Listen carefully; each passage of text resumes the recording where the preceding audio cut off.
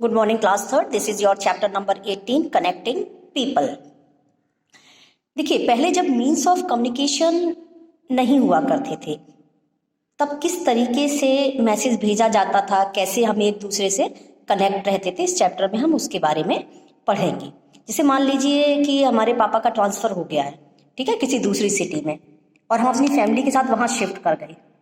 अब किस तरीके से हम अपने फ्रेंड्स के टच में रहेंगे, कैसे अपने रिलेटिव से बात करेंगे।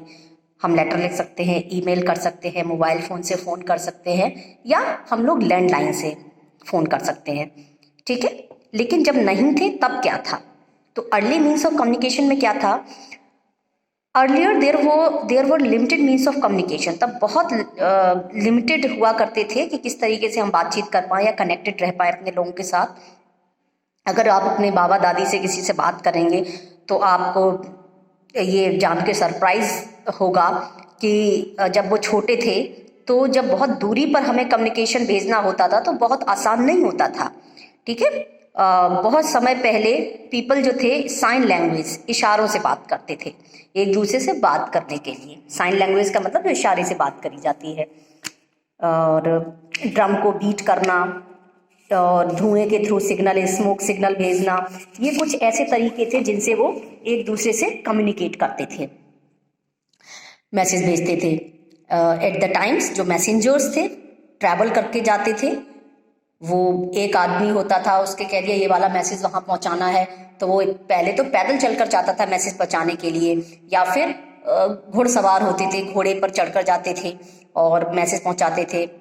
कबूतरों को ट्रेंड किया जाता था, पिजन जो थे उन्हें ट्रेंड किया जाता था ताकि वो मैसेज को ले जा सकें।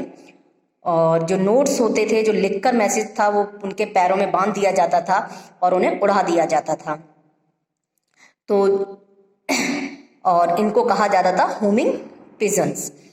और ड्रमर्स जो थे वो आते थे, जैसे कि सुनो सुनो मुनादी पिटाई जाती थी, तो उसी तरीके से ड्रम लेकर आते थे और मैसेज को सुनाते थे गांव के लोगों को इकट्ठा करके। अब रिटन मैसेज को भेजने का किस तरीके से हमारे यहाँ पर चेंज आया? रिटन मैसेज को भेजना बहुत ओल्ड मैसेज है, मेथड है हमारे कम्युनिकेशन का। अभी भी ये हमारे यूज़ में है, लेकिन अभी ये मेथड जो है थोड़ा सा चेंज हो चुका है। लेटर भेजना पोस्टल सर्विस के थ्रू, जो हमारे पोस्ट ऑफिस होते हैं उनके थ्रू लेटर भेजना, ये बहुत पॉपुलर है हमारी कंट्री में। और पोस्टल लेटर के हमारे यहाँ डिफरेंट तरह के फॉर्म्स होते हैं, जैसे इनलैंड लेटर होता है, एनवेलप होता है, लिफाफा जानते हो, लिफाफा होता है, पोस्ट कार्ड चलता था और अभी भी चलता है।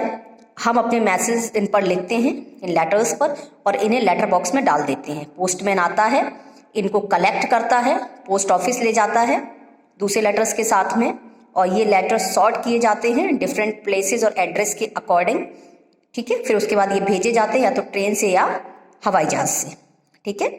एक बार लेटर जो है उन प्लेसेस पर पहुंचता है तो वहाँ का पोस्टमैन जो होता है वो आपका डिलीवर करता है एड्रेस पर आपके लेटर्स को।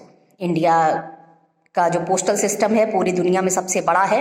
हालांकि कुछ थोड़ा सा टाइम लगता है इनको भेजने में, डिलीवर करने में, लेकिन फिर भी लेटर्स जो है उन्हें बहुत लॉन्ग डिस्टेंस ट्रैवल करनी पड़ती है।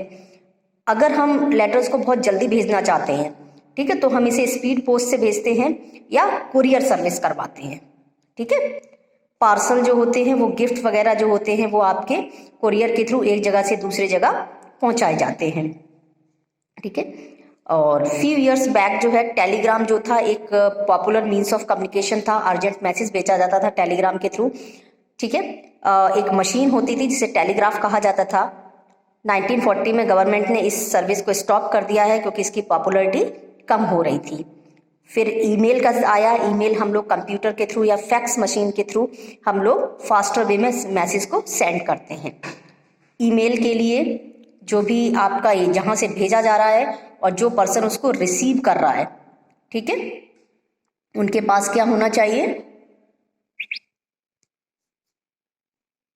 इंटरनेट कनेक्शन होना चाहिए और ईमेल एड्रेस होना चाहिए, ठीक है। They need to have an internet connection और they have their own computer, उनका खुद का कंप्यूटर भी होना चाहिए। फैक्स मशीन जो है वो इंपॉर्टेंट डॉक्यूमेंट्स को टेलीफोन लाइन पर डिलीवर करने के लिए यूज़ किया जाता है, ठीक है।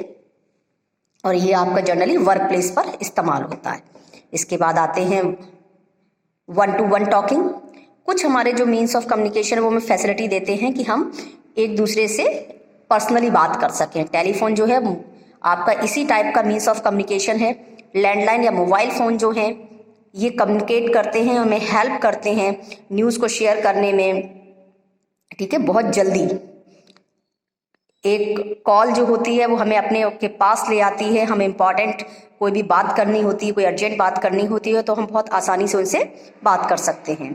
ऑलमोस्ट जो सभी पार्ट हैं हमारी कंट्री के वो कनेक्ट होते हैं टेलीफोन सिस्टम से। तो सबसे पहले एक होता है STD, the subscriber trunk dialling system. ये हम अपनी कंट्री के अंदर ही कॉल करने के लिए इस्तेमाल किया जाता है, ठीक है। अगर हमें दूसरी कंट्री में बात करनी है किसी से तो हम इंटरनेशनल सब्सक्राइबर डायलिंग सिस्टम का यूज़ करते हैं, जिसे ISD कहते हैं, ठीक है। अब बात होती है मोबाइल फ़ोन। मोबाइल फ़ोन ने हमारी लाइफ को बहुत ईजियर कर लिया है। लैंडलाइन की तरह ही हम क्या कर सकते हैं, ये फिक्स नहीं होता है वायर से एक पर्टिकुलर प्लेस पर। मोबाइल फ़ोन सभी जानते हो हम कहीं भी ले जा सकते हैं, कैरी कर सकते हैं, किसी को भी कहीं से भी बात कर सकते हैं।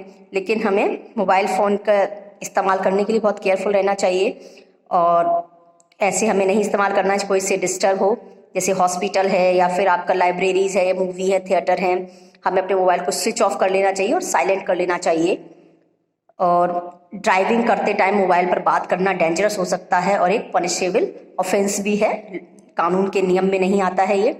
Children should not be use mobile without their parents permission, और बिना पेरेंट की परमिशन के आपके बच्चों को मोबाइल इस्तेमाल नहीं करना चाहिए। लेटर्स हैं, ईमेल्स हैं, टेलीफोन्स हैं, फैक्स मैसेजेस हैं, ये आपके मीन्स ऑफ पर्सनल कम्युनिकेशन कहे जाते हैं। और ये पर्सनल कम्युनिकेशन का मतलब दो लोगों के बीच में जो बातचीत होती है उसे पर्सनल कम्युनिकेशन कहा जाता है।